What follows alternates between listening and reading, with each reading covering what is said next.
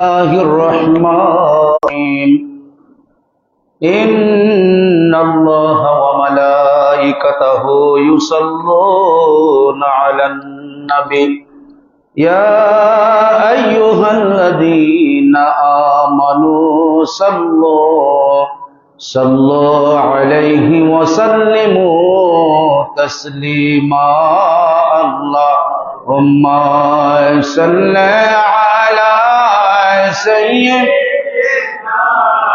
مولانا محمد وعلى سيدنا مولانا नगाह इश्क़ मस्ती में तू ही अव्वल तू ही आखिर तू ही फुरक़ान तू ही कुरआन तू ही यासीन तू ही त्वाहा अल्लाहुम्मा सल्ली अला सय्यिदिना मौलाना मुहम्मद अला आले सय्यिदिना मौलाना अल्हम्दुलिल्लाह वस्सलातु वस्सलामु अला महबूबिल करीम व माशक़िल अज़ीम व आलिहि व सहाबिहि अजमाइन व बाद। सम्मानित ইমানি ভাইরা, পর্দার অন্তরালে মা ও বোনেরা, আসসালামু আলাইকুম ওয়া রাহমাতুল্লাহি ওয়া বারাকাতুহু। আমার বন্ধুরা, আজকে পবিত্র জুমাবার, মুসলমানের জন্য একটি ঈদের দিন। বলেন সুবহানাল্লাহ। কেমন ঈদের দিন জানেন? সাইয়্যিদুল আয়াম, সমস্ত যত ঈদ আছে এই ঈদুল আজহা, ঈদুল ফিতর এবং আরাফার যে ঈদ আছে, এই ঈদ থেকে আজকে জুম্মাবারের ঈদটা আরো বড়। সুবহানাল্লাহ বলবেন না? এটাকে বলা হয় সাইয়্যিদুল আয়াম। ইয়মের বহু বচন আয়াম, অর্থাৎ দিন সমূহের সর্দার। সুবহানাল্লাহ বলবেন না? সাইয়্যিদ মানে সর্দার, আর আয়াম মানে দিন সমূহের। যত দিন আছে 365টা দিন, এই 365টা দিনে যে ঈদ আছে, এই ঈদের সর্দার হইল এই সাইয়্যিদুল আয়াম। এজন্য আল্লাহ রাব্বুল আলামিন যেদিন পৃথিবীটা কিয়ামত ঘটাইব, সেই বারটা থাকবো জুমাবার। বলেন না সুবহানাল্লাহ। আদম আলাইহিস সালাতু ওয়াস সালামকে আল্লাহ পাক যেদিন তৈয়ার করেছিলেন, রূহ ফুৎকার দিয়েছিলেন, সেদিনও ছিল জুমাবার। তো এই জুমাবারের অত্যধিক ফজিলত যদি কেউ বুঝতো, কিতাবে আসছে যে মানুষ দৌড়ায়া দৌড়ায়া জুম্মা নামাজে চলে আসতো। বলেন না সুবহানাল্লাহ। কিন্তু আমরা লেট করি। আমরা আসবো, আসতেছি, আরো দুইজন যাক, মসজিদে তো কেউ নাই। কিন্তু না, কেউ নাই মসজিদে কি আল্লাহ রাসূলের রহমত আছে না? তাহলে আপনি সবার আগে মসজিদে এসে অপেক্ষা করবেন, নামাজ আদায় করবেন, বসে থাকবেন, জিকির করবেন, দুরূদ শরীফ পড়বেন। এটা হচ্ছে আপনার উত্তম এবং খাইর। কারণ বর্তমান জমিনে, বর্তমান জামানায় আল্লাহ কোরআনে পাকে বলছে যে মানুষ সম্পদের নেশায়, সম্পদ পাওয়ার আশায় এমন হয়ে গেছে যে মানুষ আমাকে ডাকার মতো তার কোনো সময় নাই। এমন একটা জামানা আসবে, মানুষ শুধু অর্থের পিছনে ছুটবে, আল্লাহ এবং রাসূলের রাজাবন্দি খুশি এটা মানুষ ভুলে যাবে। মানুষ দুনিয়াতে মারামারি হানাহানি করবে একটা বিষয় নিয়ে, সেটা হচ্ছে সম্পদ, অর্থ নিয়ে মানুষ মারামারি করবে। আপনি যদি স্টেশনে টিকিট কাটতে যান, টিকিট মাস্টারে 100 টাকা 150 টাকা বেশি দিলে টিকিট একটা পাওয়া যায়। তার মানে এখানে অর্থের একটা স্বার্থ। আপনি যদি অধিকাংশ, সব ডাক্তারের এখানে না, অধিকাংশ ডাক্তারের এখানে যদি রুগী দেখাইতে চান, কম্পাউন্ডারকে 50 টাকা 100 টাকা দিলে সে সিরিয়ালটা একটু আগে দেয়। ঠিক না বেটি? আপনি যখন যে জায়গাতে যাবেন, অফিসে যাবেন, এখানে তো ঘুষের আকড়া। ঠিক না বেটি? নামে ইসলামিক ফাউন্ডেশন, নামে ইসলামিক ব্যাপক বোর্ড, কিন্তু কামে ঘুষ আর ঘুষ। আপনি থিঙ্ক অ্যাবাউট ইট। আপনি ইন দ্য ডিপ নাইট আপনি চিন্তা করে দেখবেন যে আমরা কোন পথে যাচ্ছি, আর আল্লাহ এবং রাসূল আমাদেরকে কোন পথে ডাকছে। আপনি একটু চিন্তা করে দেখবেন, আমরা নিজেদেরকে নিয়ে চিন্তা করি না, আরেকজনকে নিয়ে শুধু চিন্তায় মত্ত। এজন্য বিশ্ববিখ্যাত ইমাম আল্লামা ইমাম আহমদ গজ্জালি রহমাতুল্লাহ আলাইহি সারা পৃথিবীর সমস্ত দার্শনিক ছিল গ্রিক রাষ্ট্রে, গ্রিক দার্শনিক, আমেরিকার দার্শনিক, সব পণ্ডিত, তারপরে মুসলমানও কিছু পণ্ডিত ছিল, সমস্ত পণ্ডিতের গলা ছুরি দিয়ে জবাই করছে, ছুরি ছাড়া, কিভাবে? জ্ঞান দিয়া। সুবহানাল্লাহ বলবেন না? এত বড় পণ্ডিত ইমাম গজ্জালি প্রিয়নবীর একখানা হাদিস শরীফ বয়ান করেছেন যে মান আরাফা নাফসাহু ফাকাদারা রাব্বাহু, যে নিজেকে চিনতে পেরেছে তার রবকে সে চিনেছে। বলেন সুবহানাল্লাহ। তুমি নিজের সমালোচনা করো না, আত্মসমালোচনা, আরেকজনের সমালোচনা। ইমুকের মেয়েটা এদিকে গেছে, ও আচ্ছা আচ্ছা, ইমুকের ছেলেটা এই করছে সেই করছে, তোমাকে নিয়ে গবেষণা করো, তোমাকে নিয়ে চিন্তা করো, ঠিক না বেটি? আজকে রাস্তার মাঝে একটা পাগল মানুষ, হৃদয়টা ক্ষত বিক্ষত হয়ে যায়, তারা কোন ইসলাম লালন করে এই পাগলের চুল কেটে দিছে কেসি দিয়া। দেখছেন না আপনারা? কাটছে কিনা? পাগলটা কাটতেছে আর বলতেছে, তোর মতো মোল্লা যদি আমার চুল কাটতে দেয়, তোর দাড়ি কাটতে দিলে কি হইব?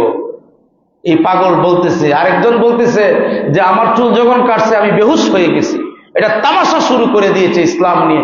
পৃথিবীর কোন ধর্মের মাঝে, কোন আদর্শের মাঝে প্রাণাধিক প্রিয় নবী সাহাবী যে ইসলাম প্রচার করেছে, একটা দেখান কোন জবরদস্তি কেউ করছে? লা ইকরাহা ফিদ্দীন।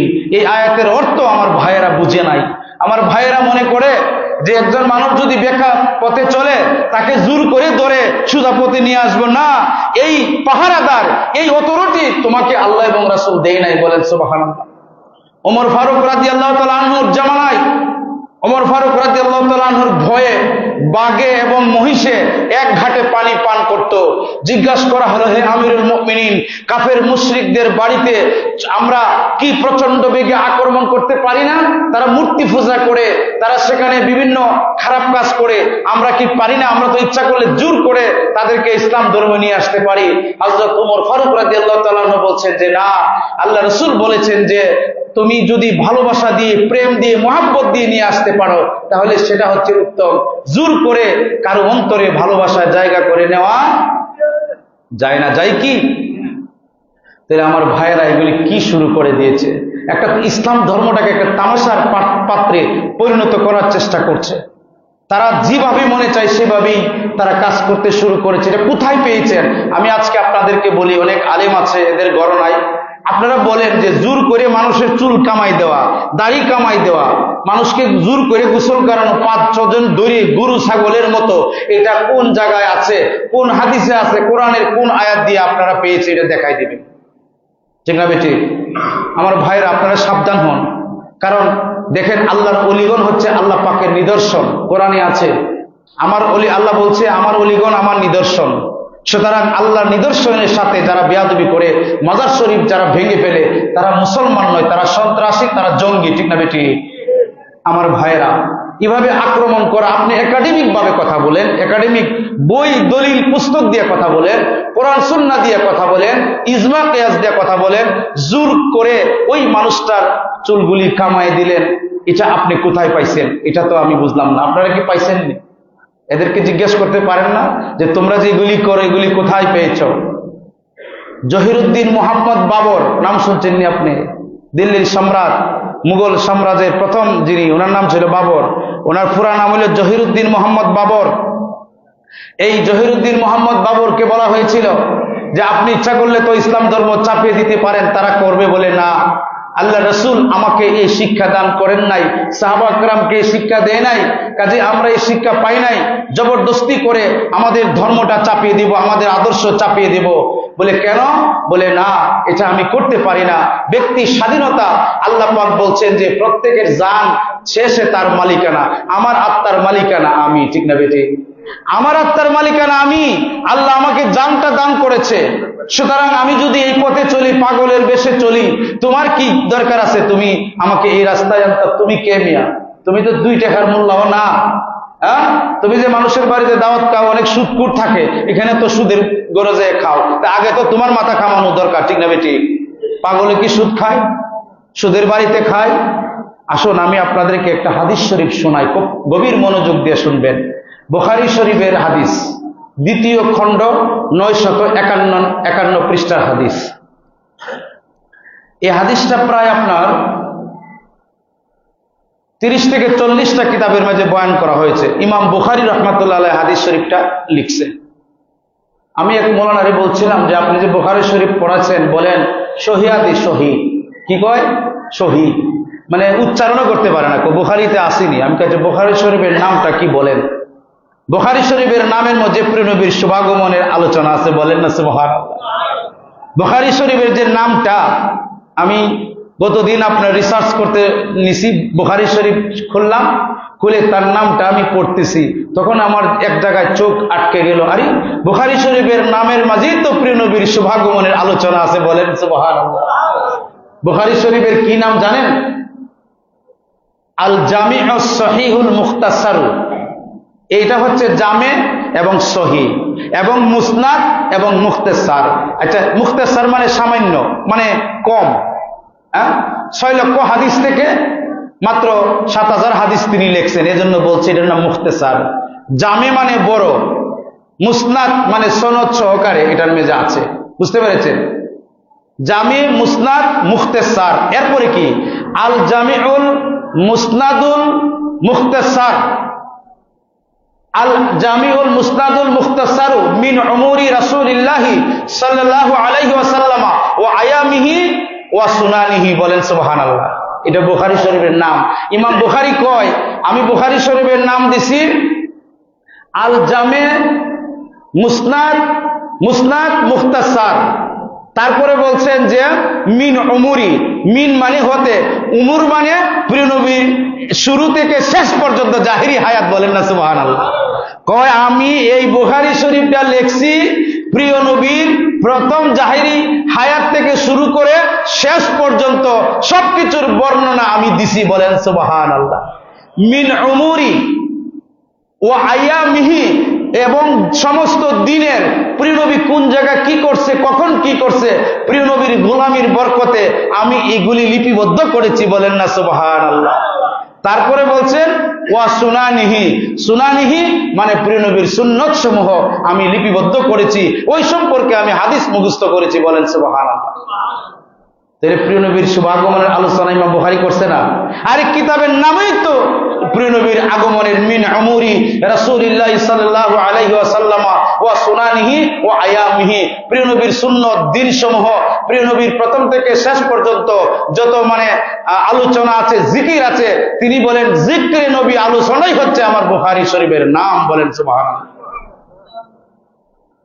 তাহলে এই মোল্লা ডিডি পড়ছে, পড়লে এই কথা বলতো না, নাম শুনছে বুখারী, কারণ এই কিতাব তো তারা জীবনে দেখেও নাই। কথা বুঝতে পেরেছেন?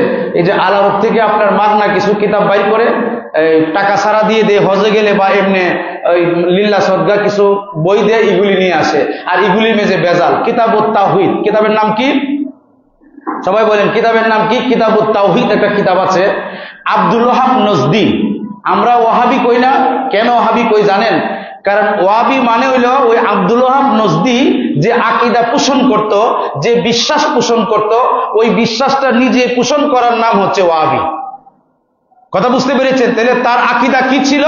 তার প্রথম নাম্বার আকীদা ছিল কিতাবুত তাওহীদের মাঝে লেখছে, প্রথম নাম্বার আকীদা হচ্ছে নবী রাসূল মরে মাটিতে মিশে গেছে, বলেন নাউযুবিল্লাহ মিন যালিক।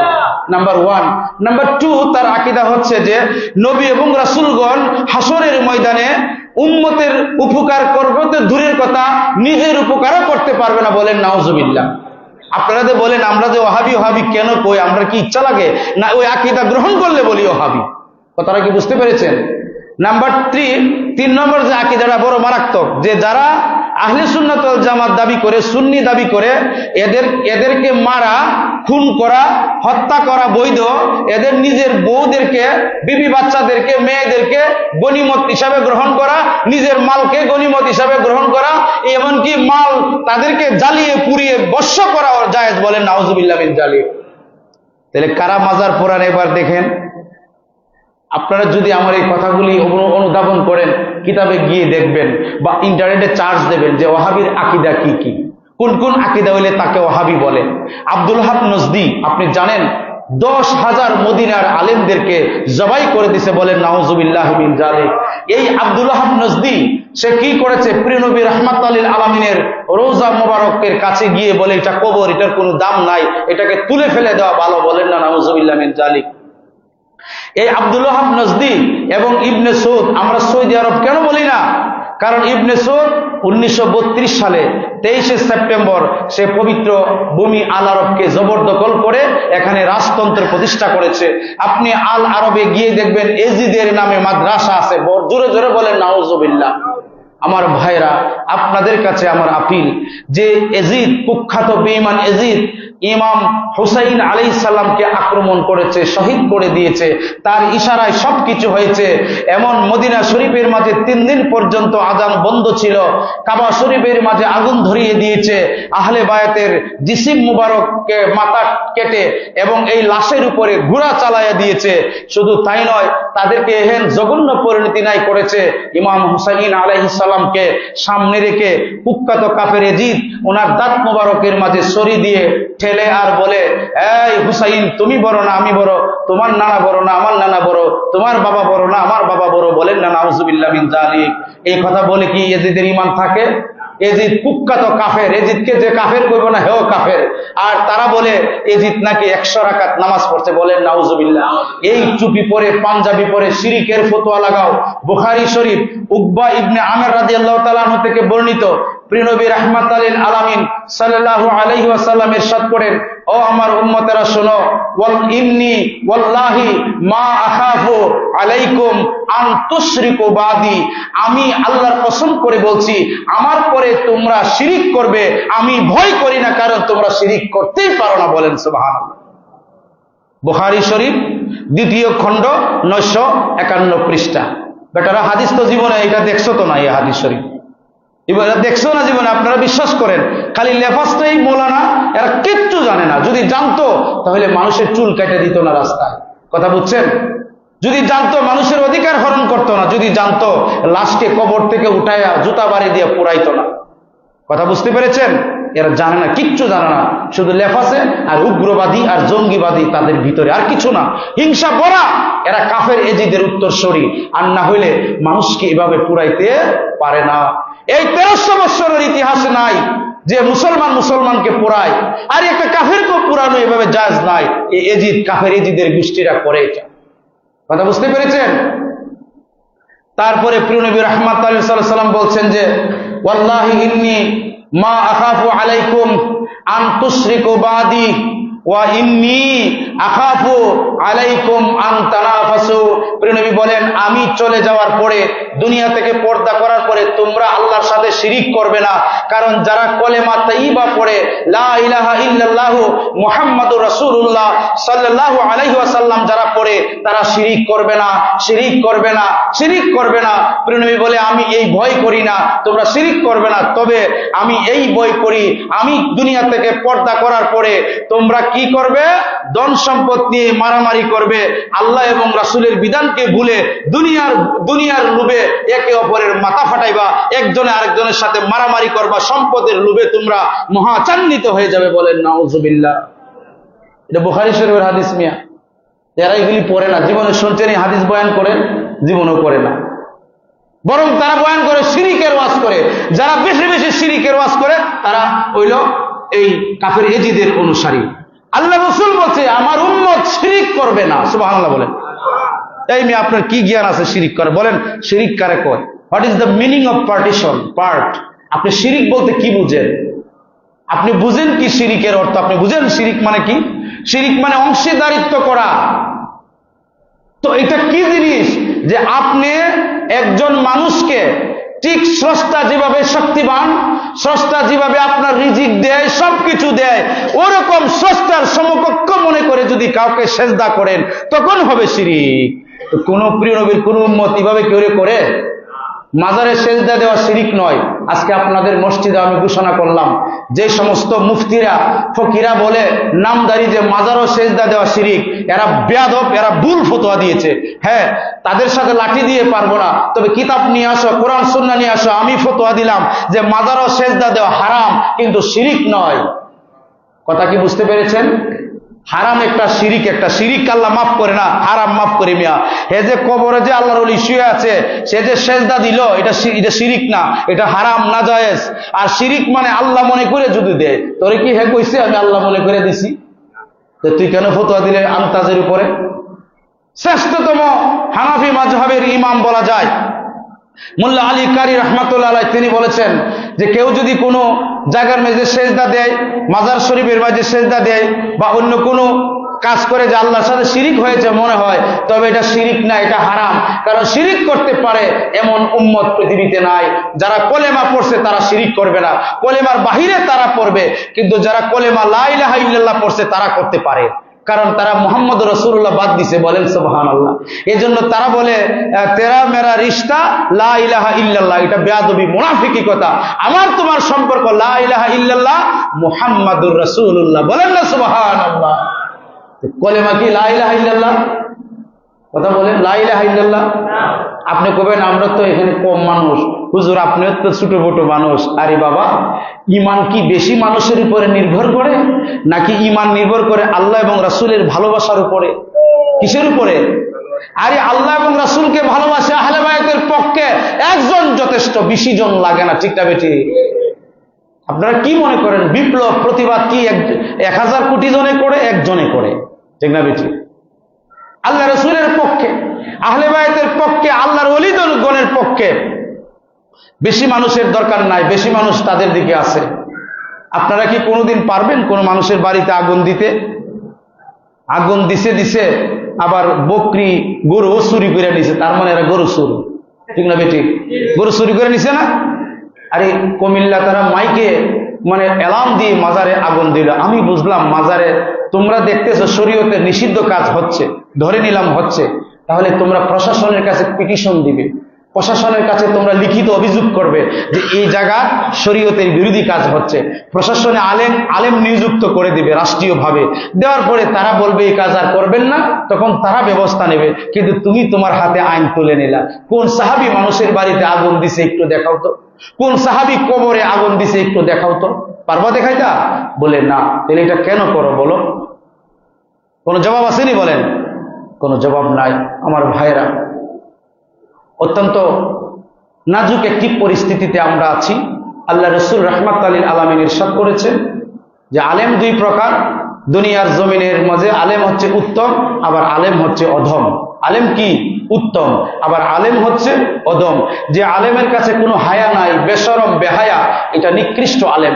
যার মাঝে প্রিয় নবীর প্রেম নাই, ইশকে রাসূল নাই, এটা নিকৃষ্ট আলেম। যার মাঝে আমানতদারিতা নাই, এটা নিকৃষ্ট আলেম। ঠিক না বেটি? যার মাঝে হিংস্রতা, অগ্রতা, এটা নিকৃষ্ট আলেম। আলেম কখনো কোনো মানুষের বাড়িতে আগুন দিতে পারে না। পারে কি? আলেম কখনো রাস্তার মাঝে পাগলকে ধরে চুল কাটতে পারে না। পারে কি?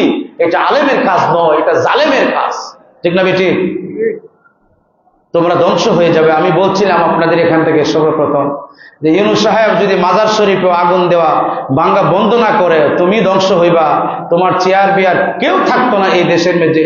এই পৃথিবীর 1400 বছর ইতিহাসে যারা আল্লাহর ওলির বিরোধিতা করেছে তারা নিশ্চিহ্ন হয়ে গেছে, তারা ধ্বংস হয়ে গেছে। মানুষ তাদের মনে করে না, কিন্তু মানুষ মনে করে হাসান বসরি রহমাতুল্লাহ আলাইকে। বলেন না সুবহানাল্লাহ। মানুষ মনে করে আল্লামা ইমাম কারকি রহমাতুল্লাহ আলাইকে, মানুষ মনে করে আল্লামা হাসান বসরি রহমাতুল্লাহ আলাইকে, মানুষ মনে করে ইব্রাহিম আদম রহমাতুল্লাহ আলাইহি। করে কি করে না? মানুষ মনে করে আল্লামা ইমাম ওয়াহিদ রহমাতুল্লাহ আলাইকে, মানুষ মনে করে খাজা হাসান সৃষ্টি রহমাতুল্লাহ আলাইকে, মানুষ মনে করে খাজা আল্লামা রামি তিরি রহমাতুল্লাহ আলাইকে, মানুষ মনে করে খাজা বাবাকে। বলেন সুবহানাল্লাহ। আরে কোটি কোটি মানুষ খাজা বাবার দরবারে যায়, জিয়ারত করে, এবং পাগলগুলি এবং যারা বাড়িঘর কিচ্ছু নাই এরা খাবার খেয়ে বেঁচে থাকে। বলেন সুবহানাল্লাহ। তুমি পাগলকে বলো মাজারে মাজারে যাও আর সিন্নি খাও। এই বেটা, তাহলে তুই খাবার দে, তার পরিবার ভরণ পোষণ করে। সে পাগল, তার কোনো বউ নাই, জি নাই, ফুত নাই, সে তার ভাবে সে আছে। তুই কেন তাকে ডিস্টার্ব করতেছ? তুই জানোস ইতিহাস, তোর মুসা আলাইহিস সালাম পাগলকে ডিস্টার্ব করেছিল।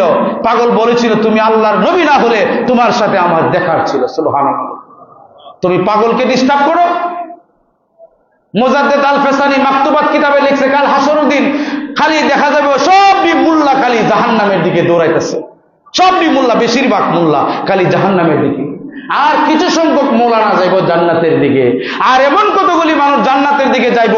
মুজাদ্দিদ আল ফেসানি লিখতেছে যে তোমরা দেখলে মনে করতা তার নাকে দিয়া কি কি বায়া বায়া পড়তো, পুকা ছিল, কাপড় নাই, তেল মাখে না, সাবান দিয়া গোসল করে না, এরা খালি জান্নাতের দিকে যায়। বলেন সুবহানাল্লাহ। তুই কয়টা কিতাব পড়ছস বেটা? আল আউলিয়া ও রাইহানুল্লাহ। হাদিসে কুদসিদের মাঝে আছে, প্রিয় নবী ইরশাদ করেছেন আল্লাহর ওলিগণ হচ্ছে আল্লাহর সুবাস চড়ানেওয়ালা। সুবহানাল্লাহ। তুমি শরীয়তের কাপড় দিয়া মোল্লা হইছো? তোমার মতো লক্ষ লক্ষ কোটি কোটি মোল্লা মনসুর হাল্লাজ রহমাতুল্লাহ আলাইকে যখন ফতোয়া দিছিল ওনার লাশকে আগুন দিয়া ফুরাই লাইতো, উনি ওনার কাপড়টা ওনার এক ভক্ত মুরিদের কাছে দিয়ে বলছিল, বাবা আমাকে যখন তারা পুরাইয়ে ফেলবে তখন এই এলাকায় বিশাল বড় বন্যা হবে, মানুষ হাহাকার করবে, তখন বন্যার সময় আমার এই চাদরটা তুমি বন্যার পানিতে ঢেল মারবা, তখন বন্যা শুকিয়ে যাবে। বলেন না সুবহানাল্লাহ। তো এটা জানলো কেমনে? আসুন সময় নাই, একটা কাউল আপনাদেরকে বলি। মৌলানা আশরাফ আলী থানভী, কিতাবের নাম বেহেশতি জেওল।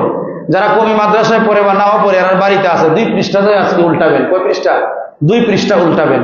মৌলানা আশরাফ আলী থানভী কয়, আমার আম্মা এবং আমার নানি আমাকে নিয়ে একজন আল্লাহর ওলির দরবারে গেছে। যাওয়ার পরে আমার ইতিপূর্বে আমার মায়ের অনেক সন্তান জন্মগ্রহণ করেছে, 24 সন্তান মারা গেছে। তখন ওই আল্লাহর ওলি বলতেছে যে তোমার এই সন্তান যখন হবে তার নাম রাখবে আশরাফ আলী। মৌলা আলী শেরে খুদার নামে আলী নামটা জুড়ে দিবে। সুবহানাল্লাহ বলেন না? আরেকজন ছেলে তার নাম রাখবে যে আব্দুল্লাহ আলী। এই 2টা সন্তান হবে, একজনের নাম আশরাফ আলী লাগবে, আরেকজনের নাম আব্দুল্লাহ আলী রাখবে। তো রাখার পরে তিনি বলতেছেন, আশরাফ আলী থানভী বেহেশতি জেওরে লিখতেছে যে সত্যি সত্যি যে ওনার দোয়ার বরকতে যে আমরা 2 ভাই জন্মগ্রহণ করেছি, এক ভাই আলেম হবে আর এক ভাই জেনারেল শিক্ষিত হবে, ওই আল্লাহর ওলি বলে দিয়েছে ওনাকে। এবং উনি এই কথা বলছে, আল্লাহ চাহে তো একজন জগৎ বিখ্যাত আলেম হবে আর একজন হবে মানে আপনার দুনিয়াদারি হবে। কয় এটা ঘটেছে, এটা এরকম হয়েছে। তো আমি আমার এই লোকটারে বললাম, বন্ধু এটা কি লিখছে এখানে? আসলে তো আমরা এতটা করি না বেটা, এটার নাম তোমরা পড়াশোনা করো। হ্যাঁ, আশরাফ আলী থানভীর নানার পীর যদি বলতে পারে ওনার মায়ের পেটে এখনো সন্তান নাই, ভবিষ্যতে কি হবে, 2টা সন্তানের নামও রেখে দিলেন। বলেন সুবহানাল্লাহ। তো তোমরা বললে জায়েজ আছে না, আর আমরা বললে সব না জায়েজ। কি বলেন আপনারা? এরকম করবেন না। এই কিতাবগুলি পড়েন আপনি। হ্যাঁ, এবং আপনার রহমত আলীর আলামিন একটা কিতাব আছে, কমি মাদ্রাসায় লিখেছে, হুসাইন আহমেদ দেওবন্দিকে গাউসুল আজম বলেছে। আমরা গাউসে পাক বললে অসুবিধা, আর আপনাদের মৌলানাকে গাউসুল আজম বললে কোনো সমস্যা হয় না। আপনারা এগুলি কিতাব পড়েন, দেখছেন না আপনার জীবনে? ইমদাদুল মুস্তাক ইলা আশরাফিল আখলাক। আশরাফ আলী থানভী বলছেন যে আমি যখন কষ্ট পাই, আমি যখন মানে বিপদে পড়ি, আমি কোনোভাবে উদ্ধার করতে পারি না, তখন তিনি বলে খুজবি ইয়াদি ইয়া রাসূলুল্লাহ, ওগো আল্লাহ রাসূল, আমি আশরাফ আলী থানভী বিপদে, আপনার রহমতের হাত মোবারক বের করে দেন, আমি আপনার সাহায্য প্রার্থী। বলেন সুবহানাল্লাহ। এই সময় শিরিক ফতোয়া দিও না। কি বলেন আপনারা? কি ভাই, এই সময় তো শিরিক ফতোয়া দেয় না। আর আমরা যখন বলি ইয়া খাজা মঈনুদ্দিন চিশতি আব্দুল কাদের জিলানী, ওই শিরিক বলে কোনো শিরিক নাই। প্রিয় নবীর উম্মতে শিরিক করবে না। সুবহানাল্লাহ বলেন। কলেমা পড়লে শিরিক করবে না, পুরা হাদিস শরীফ দলিল। আনতাশরুকু বাদি, তারা শিরিক করবে না। প্রিয় নবী কয় আমার উম্মত শিরিক করবে না কলেমা যারা পড়ছে। সুবহানাল্লাহ। কারণ শিরিক যে জুলমুন আজিম, এটা আল্লাহ ঘোষণা দিয়েছেন। এজন্য আমরা জানি না শিরিক যে সবচেয়ে বড় গুনাহ। ভাইয়েরা আপনারা জানেন কিনা? কেউ শিরিক করবেন আপনারা? আমরা জীবনও করব না। তো যারা খালি শিরিকের কথা কয়, ফতোয়া দিয়া মাজার শরীফে আক্রমণ করে, আর বিশেষ করে সুন্নিদেরকে তারা টার্গেট করেছে, আপনারা সোচ্চার থাকবেন, আপনারা সজাগ থাকবেন। এক জায়গায় গেছে মাজার শরীফ ভাঙতে, দৌড়িয়া পিটাইছে, দেখছেন না আপনারা? ইমন ফিটানি দিছে। তো আপনারা সজাগ থাকবেন, মাজার শরীফে ভাঙতে আইলে আপনারা তাদের সাথে জিহাদ ঘোষণা করবেন। কারণ তুমি তো একটা অন্যায় করতেছো, এক মাজার ভাঙতে আইসা, কবর ভাঙতে আইসা আরেকজনের সম্পত্তির উপরে আঘাত করতেছো, তুমি জঙ্গি না? তা আপনারা জঙ্গিদেরকে রুখে দেবেন না? জঙ্গিদেরকে রুখে দেবেন। দরকার আছে এখনো সারা বাংলাদেশের মাঝে সুন্নি বেশি, এখনো 70% সুন্নি আছে। বলেন সুবহানাল্লাহ। সুন্নিরা শান্তি প্রিয়। বাবা শাহপরানের মাজার ভাঙতে আসলা, পার্সনি ভাঙতে, এখন বেটা হইলে যাও, এত বড় সাহস তোমরা করিও না। আমরা শাহজালালের বেলায়েতের মুসলমান। সুবহানাল্লাহ বলেন। আমরা শাহ মাকদুমের মুসলমান। আল্লাহর ওলিদের পদচারণায় এই দন্য আমাদের এই বাংলাদেশ কোন কাঠ মোল্লা আমাদেরকে ইসলাম দিছে না, ঠিক না বেটি? এই পাগল পীর ফকির আউলিয়া দরবেশের মাধ্যমে আমরা ইসলাম পেয়েছি, বলেন সুবহানাল্লাহ। তোর মোল্লাগিরি তোর কাছে রাখ, পাগলের কাছে মোল্লাগিরি চলে না। চলে কি? গাউসে পাক একটা সাধারণ পোশাক পরে বসে আছে, তৎকালীন এখানে যে পণ্ডিত মোল্লা আছে তখনকার মোল্লারা আসছে একদল, এসে বলতেছে, প্রশ্ন করতেছে ওনাকে, কিতাব প্রশ্ন নিয়ে আইছে। গাউসে পাকের তো মাথার টুপিও নাই, কিচ্ছু নাই, পাগলের মতো বসে আছে। এখন যখন বই উল্টাইছে দেখে কিতাবের নিচে কোনো লেখা নাই। সুবহানাল্লাহ বলেন। যে তোমরা পাগলের সাথে লাগতেছ, তোমরা ধ্বংস হবো। আমি সাবধান করে দিই, সবসময় বারবার বলে দিই যে পাগলের সাথে লাগিও না, এরা এদের ভাবে তাদেরকে থাকতে দাও। আল্লাহ পাক পাগল দুই প্রকার, একটা হলো সালেহে মজ্জুব, একটা হচ্ছে মজ্জুবে সালেহ। মজ্জুব মানে সে আল্লাহ রাসূলের দেনে আছে, দুনিয়ার কুস্তা বুঝে না, ফিকির টিকির বুঝে না। আরেকটা হচ্ছে যে সালেহে মজ্জুব, তারা আলেমও হয় আবার পীরও হয়, এরা হইলো বেশি উপরের দরজার। সুবহানাল্লাহ বলে। আর এরা হচ্ছে একটু নিচের দরজার, কিন্তু এরা আল্লাহর ওলি। হাদিস শরীফে আছে, এদেরকে তোমরা জ্বালাইও না, বাংলাদেশটাকে আর নষ্ট করিও না, সুমহান ইসলামকে মানুষের কাছে তামাশার পাত্র বস্তু বানাইও না। আমরা কথা বললে এখন বিধর্মীরা আমাদের সাথে উল্টা কথা বলতে পারে, তাহলে বলেন মাজার জ্বালানো এটা কি জায়েজ আসেনি আপনাদের ইসলাম? এরা আমাদেরকে প্রশ্ন ছুড়ে দেয়, এগুলি আল্লাহর রাস্তায় করেন না। আপনারা করলে কিন্তু সুমহান ইসলামকে প্রশ্নবিদ্ধ আপনারা করতেছেন, কারণ আপনাদের টাকা আছে, বেশি মানুষ আছে, তো এজন্য জোর কাটান, কিন্তু কালের ইতিহাসে আপনারা ধ্বংস হয়ে যাবেন, কেউ আপনাদের মনে রাখবে না। কিন্তু আহলে সুন্নাত ওয়াল জামাত 1450 বছর পরে এখনো টিকে আছে, কিয়ামত পর্যন্ত টিকে থাকবে। বলেন আলহামদুলিল্লাহ। আলহামদুলিল্লাহ রাব্বিল আলামিন, আসসালাতু ওয়াসসালামু আলা আলিহি ওয়া আসহাবিহি ওয়া